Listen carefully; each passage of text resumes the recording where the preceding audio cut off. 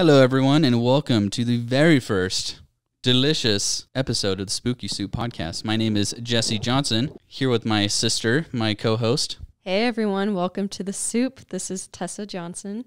And this is a new project that we've been wanting to start for a while. Look, we're just two siblings obsessed with the weird, strange, and curious, and we wanted a platform that we could share some weird stuff with you all. So come along for this journey, and let's have a great time. Can't wait to get started. You know, we've grown up with all these spooky stories, and so we're just finally translating that to you guys.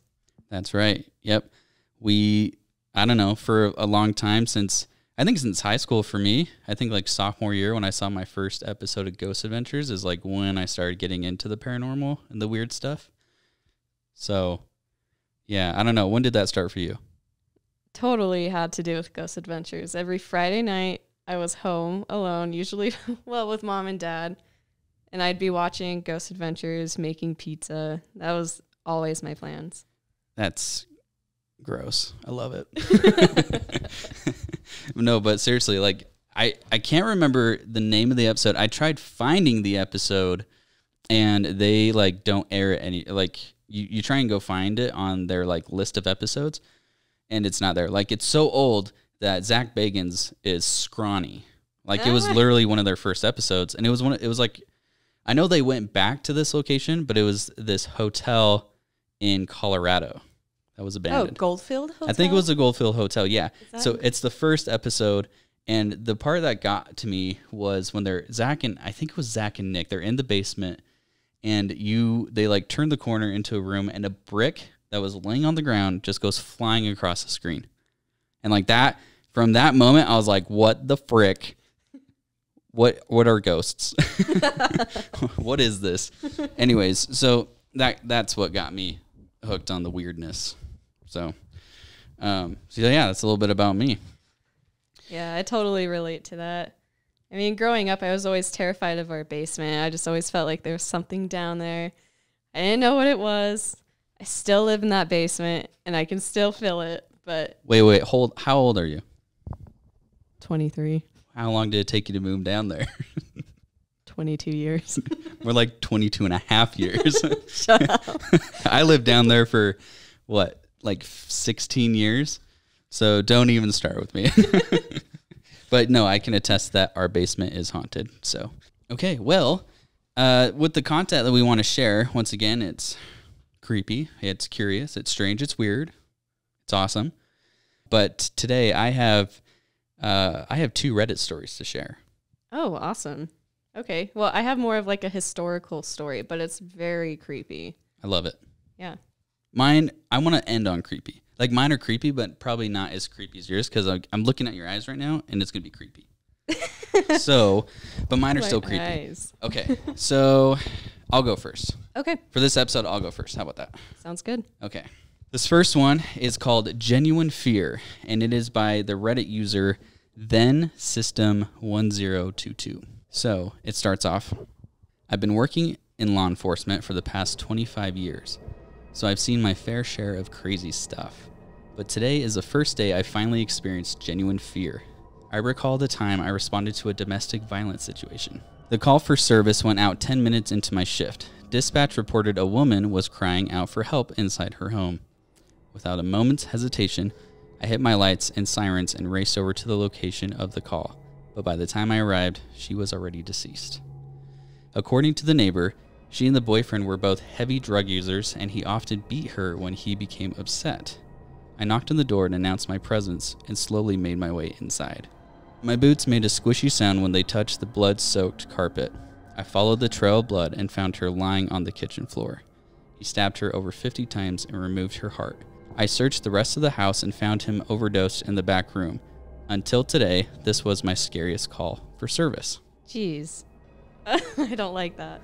So this is kind of funky. So now it's going into another story, but it's kind of related only because he's pretty much just saying that up until this moment, that was like the scariest. But anyways, so here's like another super scary story of his as well. Wait, he tops that? Are you kidding me? Yes. Oh my God. But you know what's sad is like that is what happens to like police officers on the daily. I actually went to school for law enforcement. That's what my degree was at first at Weber State. and I took one criminal justice class, which was like a CSI class, and I was like, nope, I'm out. It was like gross what they showed me. So, okay, so here's his next story.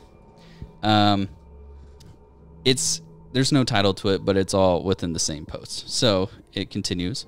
I-97 was notorious for fatal car accidents. So my department created a task force to combat reckless drivers. The task force aimed to arrest anyone driving 15 miles per hour over the speed limit, which is so funny to me because in Utah, we would all be pulled over and arrested. Oh, it's 20 over or die. 20 over or die. I'm running your ass over. Yeah, Utah's, yeah, okay. For months, I've asked my sergeant to add me to the task force, so today, at roll call, when he announced our assignments, I was excited to learn that I was picked. I was assigned to the pursuit car, in which the main objective was to catch the cars that the spotter called out. About 5 hours into my shift, the spotter called out a white Ford Fusion with Michigan plates, heading my direction going over 35 miles per hour. Straight to jail. Right to jail. When I saw the vehicle matching the description, I quickly pulled up behind it and initiated a traffic stop. The traffic stop was pretty routine. I stopped about 5 yards behind the vehicle and turned my steering wheel to the left. Then I informed dispatch of my location and requested a license plate check. The plate came back to a John Williams with no record of it being stolen. I exited my patrol car and proceeded toward the vehicle's driver's side.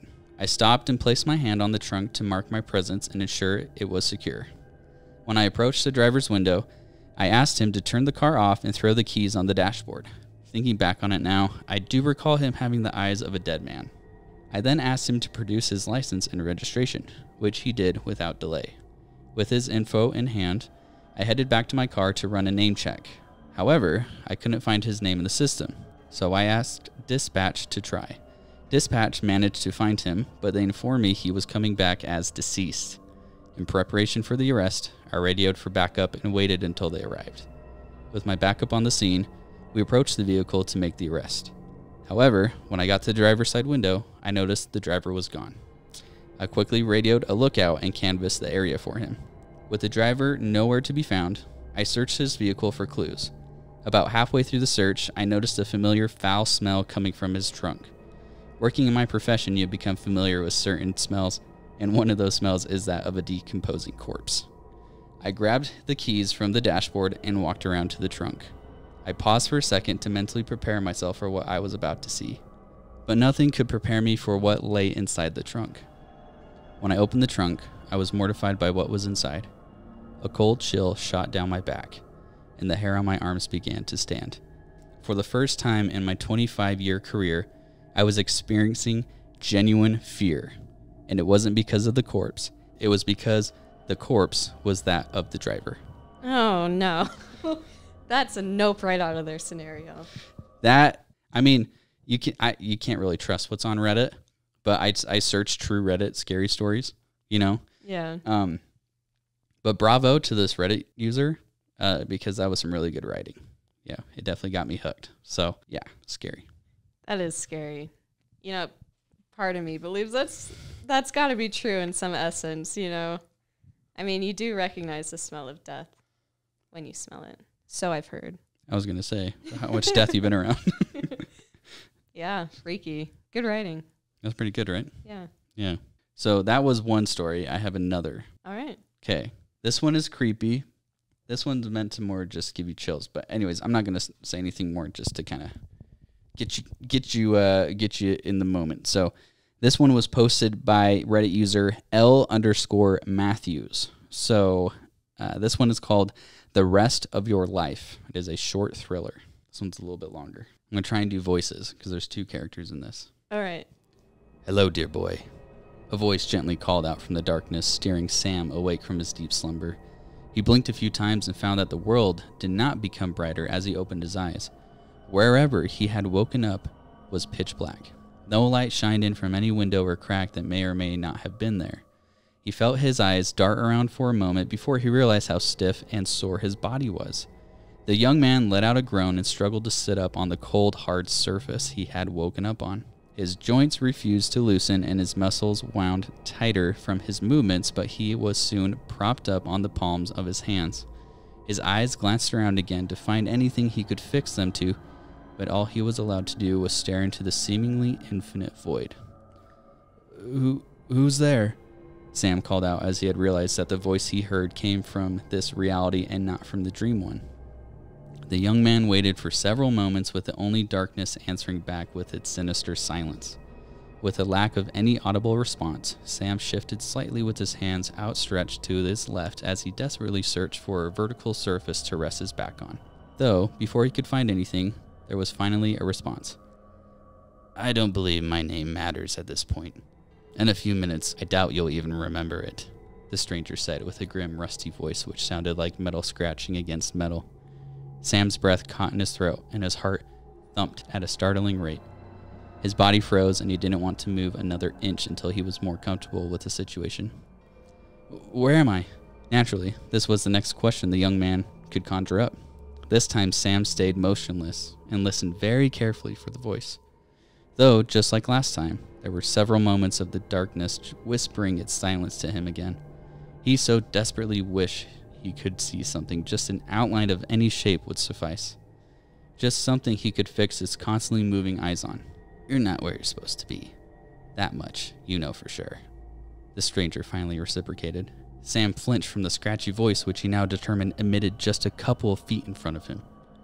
The young man shivered as the situation grew surreal to him. He didn't know where he was or how he got there. He didn't know what the stranger was doing just a short distance in front of him, nor did he even know their name. What if this stranger was the one who brought him here? What are they planning to do with him? Will he even live long enough to see a sunrise again? These questions bounced around inside Sam's head with the quickness of ping-pong balls but the density of bowling balls. He struggled to fire another question off since he didn't know the answers of the ones rolling around in his mind. He finally decided to move again, but he thought it best not to travel forward since he didn't wish to get closer to the stranger. So he slowly scooted backward. He patted the ground behind him to check if anything was in the way, then he pulled himself back with his palms. He repeated this process a few times, just scooting back an inch or so at a time. He managed to do this for quite some time without alerting the stranger to his improvised escape. He felt like he had traveled quite a good distance, yet he still didn't run into a wall or anything for that matter. His arms soon grew tired and became sick of scrapping his butt on the rough surface beneath him. So he stopped and decided to test how far he had gotten by asking another question. Do you know where I came from? Sam asked, but the silence neglected to keep a lingering silence between them this time. I wish you would stop asking me questions I cannot answer, the stranger replied immediately, and Sam's heart climbed into his esophagus. The voice came from just a few feet in front of him again. This couldn't be. He had moved so far away, or at least he felt like he had traveled a few good yards, yet the voice sounded even closer. Sam trembled, since he didn't even hear any movement other than his own while he was trying to create some distance. Fear grappled the young man for a few moments, but luckily he was able to swallow his thumping heart back into his chest and attempt to get away again. Again, he slid back, this time about a foot at a time, or that's what it felt like at least. He reached far back with his arms and pulled until his butt was in the same place as his hands. He repeated this over and over. This time his arms were fatigued faster and his butt couldn't handle any more of the friction created from the movements. So he stopped and wanted to test the voice once more but couldn't think of anything to ask. Eventually he decided to not ask another question, but instead give an empty compliment. You look lovely today, he stated in a quiet voice, and the stranger answered even faster. I'm sure I do. Terror now gripped the young man as the voices were no longer a few feet away, but mere inches from him now. Sam felt the hot breath of the stranger wash over his face and move his short black hair. Each exhale hit him like a red-hot freight train, and each inhale chilled him to the bone as their air rushed past his face. He didn't know what to do. He definitely didn't want to speak again and didn't want to move either, as he realized the further he moved away, the closer the stranger became. He only sat there, frozen with fear and anticipation, as he waited for the stranger to make their move. Sam expected a touch that would jolt him out of the skin since the breathing made him tremble like a tree in a harsh wind.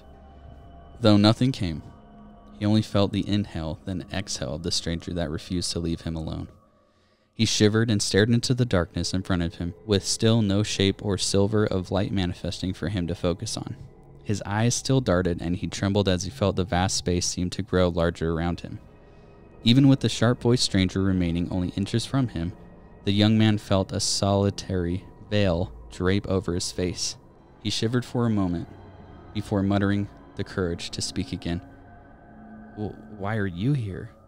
Even though Sam couldn't see any part of the stranger, he felt a smile grow on their lips as they were amused by the question. "Now that is something I can answer confidently, but I wish to wait on it for a while," the stranger responded in a softer tone, yet still retained the rusty, almost prosecuting pitch. Sam felt a stream of frustration mix into the swirling ocean of fear inside him. He wondered why the stranger was being so secretive and still pondered on why he was being kept here. "What are you?" Sam finally asked as his imagination ran wild since he couldn't see the stranger who still neglected to reveal themselves. A soft chuckle came from the darkness before a solid answer followed. "I am you." A solid answer, yet that one surfaced more questions than it answered. Before Sam could even reciprocate, the stranger continued. "Well, I am a piece of you. A very small and significant piece that you have neglected for years." Sam was still beyond confused. He wished to ask far more questions, yet the voice came again before he could part his lips. "I used to be big, a very big part of you, but you began to travel down a dark path, which led to irresponsible decisions. With each of these horrible decisions, I shrunk. I tried to stop you. I tried talking civilly. But as you shrunk me, I resorted to screaming. I screamed a lot for a while. You still refused to listen to me. Eventually, you squished me so much that I lost my voice and you continued your decisions." Sam froze again as he began to realize who this stranger really was, but still more questions rose to his mouth. Where am I?" Another chuckle floated through the darkness before an answer followed. "You are here with me, and you will be here for a long time. Long, long time. Now, you have no choice but to listen to me." Sam scooted back one more time in a last desperate attempt to gain some distance, but as he did, he felt the breathing become his own. Then the voice echoed inside his head. "I'm going to show you your every sin, your every misdeed, your entire discreet life." A loud booming laugh nearly split Sam's skull, causing him to collapse on his side and curl up in fear and helplessness. "We're going to have a lot of fun, you and I." Oh, I love that. That was good, right? Yeah, that last line is so good. This writer nailed it. Props to then System 1022 and L_Matthews. Well done. Well done. Yeah, very good stories. Yeah, I have no idea what I'd do in that situation. I love that the voices merged at the end. That was a cool way to wrap it up. That was awesome. Have at it. All I'm right. ready. I'm ready. Okay. So, Jesse, I know you are well aware of this story. Okay. Is it a local story? It's a local story. Okay, local to Utah. I love it. Okay, sorry, go ahead. I won't interrupt. No, you're good. Feel free to interrupt. So, this is the true story of Kay's Cross. I love it. I love it already. All right, so I want you to take a moment Okay. and just picture this with me. Mm-hmm. So think back to high school. You and your buddies, you're hopping into your old Mazda. Gross. It's a Friday night. Everyone's just buzzing with excitement for the weekend. Okay, it's dark out. You're looking for something to do. Mm-hmm. Tyler probably asks, where should we go tonight?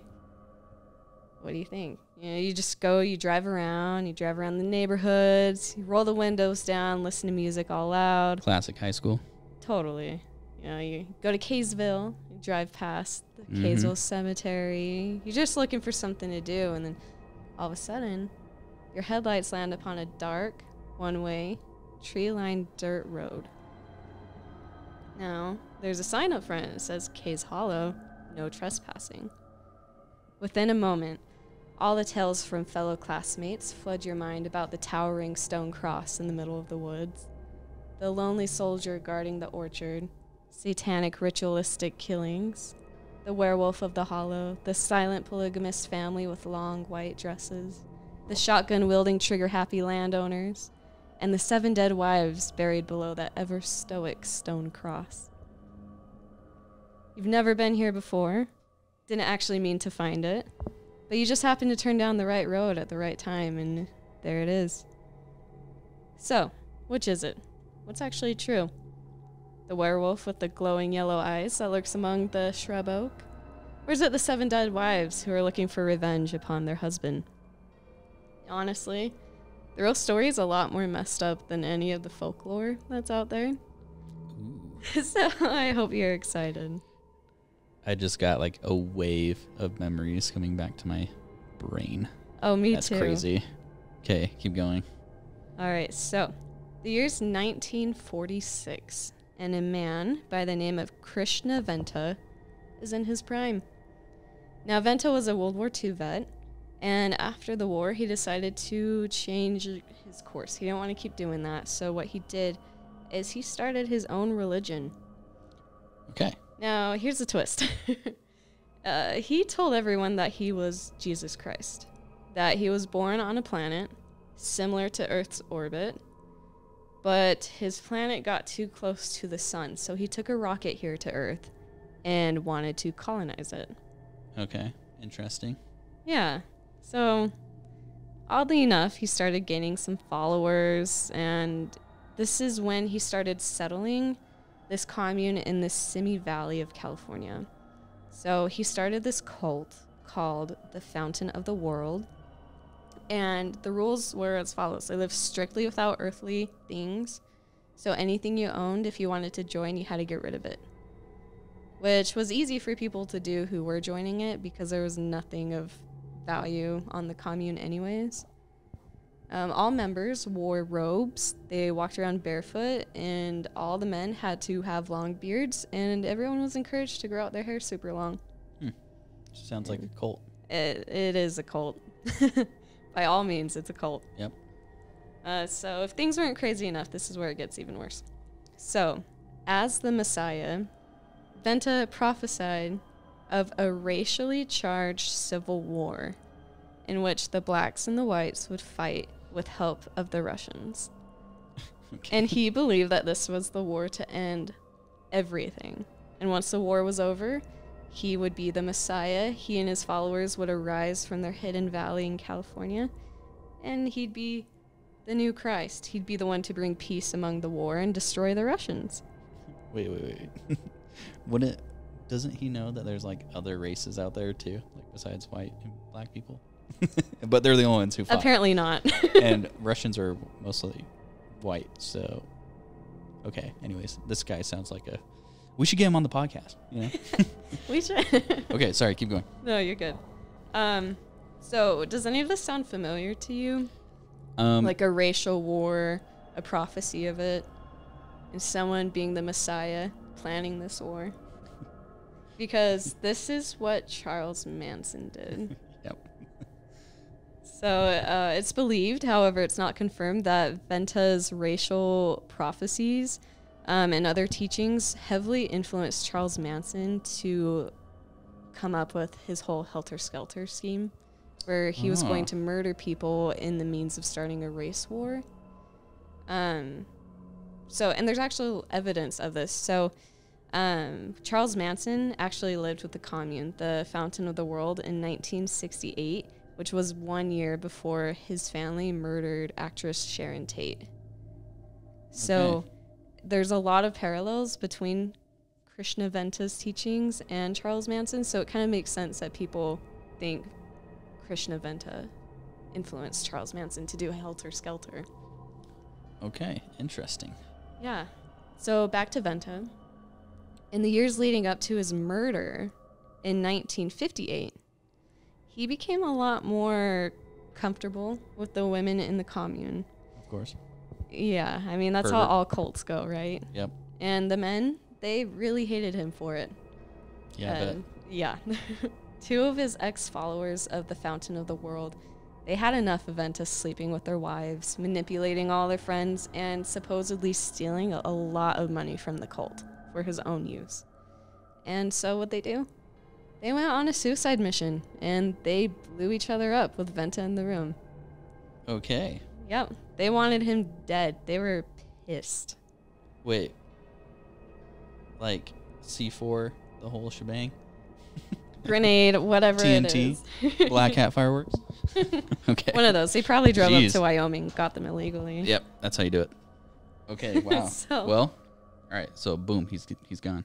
Exactly. So now, I know you're probably wondering, like, well, this cult's in Simi Valley, California. What does that have to do with Kaysville, Right. this small town in Utah? Well, Merlin Kingston did an interview in the 90s claiming to have built Kay's Cross for Krishna Venta. Now, this is odd because, California, Utah, they're close-ish, but there's actually a lot of similarities between the Kingston polygamous family's Mormon beliefs and Krishna Venta's beliefs. And it's theorized that they kind of built off of each other because the Kingstons kind of did their own thing, if that makes sense. Yeah, sure. So the Kingstons, they owned this place called Kay's Hollow.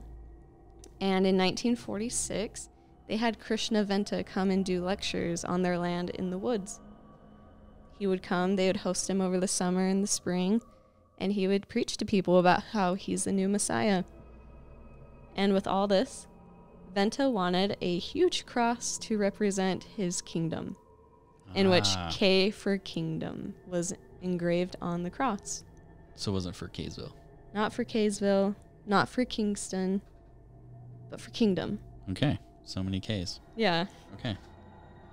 And, there's a lot of controversy surrounding this because Venta and the Kingstons, they had this pursuit of money, sex, manipulation, power, and it was only all cemented after he died and then furthered by Charles Manson's murders that his family committed. And the stone cross has stood alone for years after that.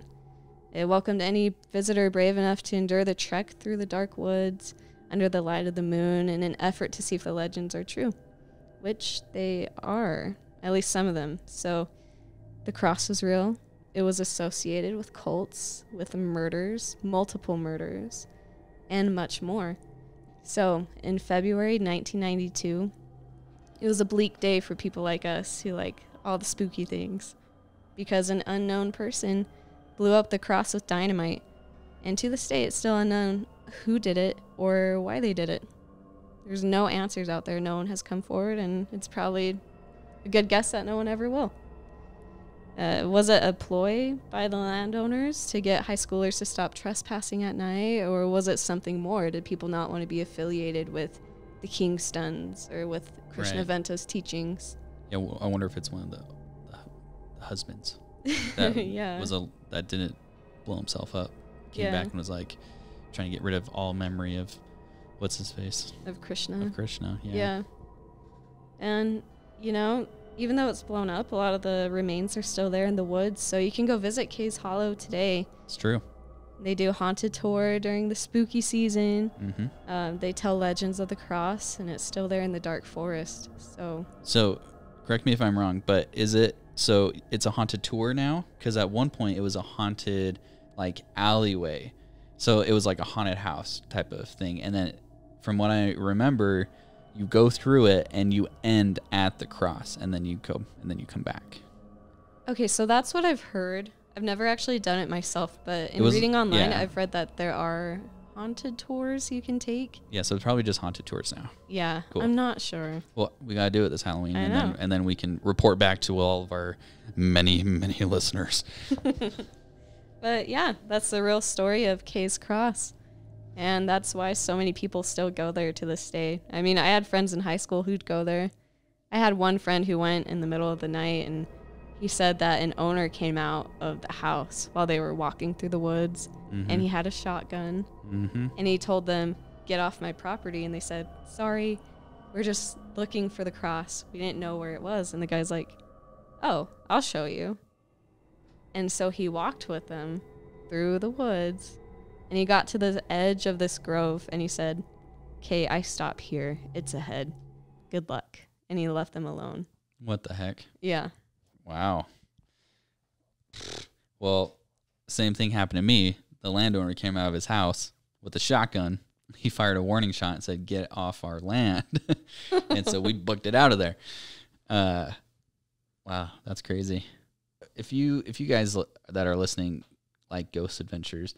They actually went there for an episode on one of their more recent seasons, I believe. Maybe it's like within the last 3 or 4.